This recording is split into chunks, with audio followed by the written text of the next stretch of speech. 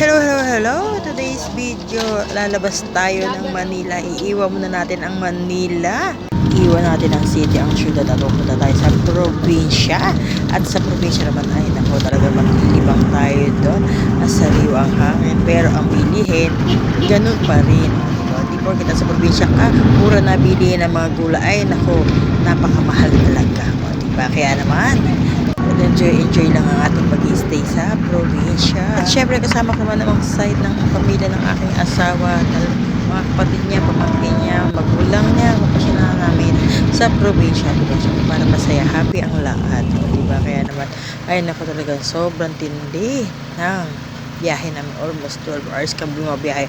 Ang sakit ba? Ang sakit, alam mo, sakit sa diba? Kacharot.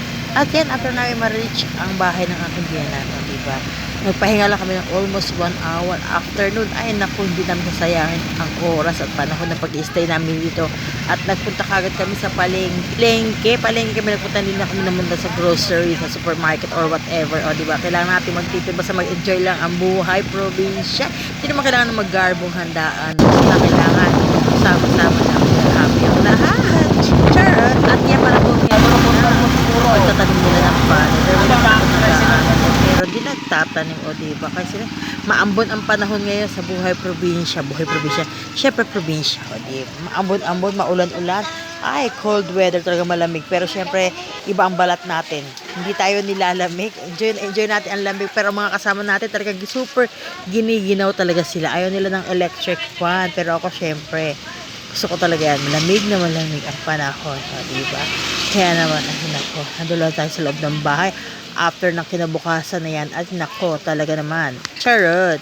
Yan, nako, hindi tayo makapamasyal dahil talagang umuulan. O, diba? Saka mahirap ang sasakyan.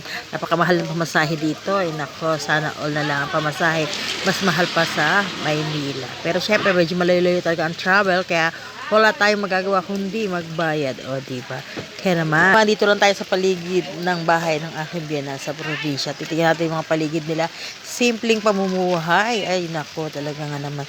Yan ang wala sa Maynila. Mga simpleng buhay lang. Dito kahit wala kang gadget, masaya ka na. Basta marami kapitbahay na masaya. Charot! At kaya naman talaga magsa-sightseeing lang tayo sa paligid. Tingnan natin kung ano kaganapan. Napakatahimik. Ay, nako, walang kaingay-ingay. At dahil tahimik, ay tayo ang mag-iingay dito. Tayo magbubulabog ng kapitbahay. Charot. Pero syempre, ay nako, hinahinay lang. Eh naman, as you can see, talagang tahimik lang ang ating buhay. Ay nako, talagang natatahimik tayo dito. May peace of mind muna tayo, panandalian lang. Kaya naman, bye-bye!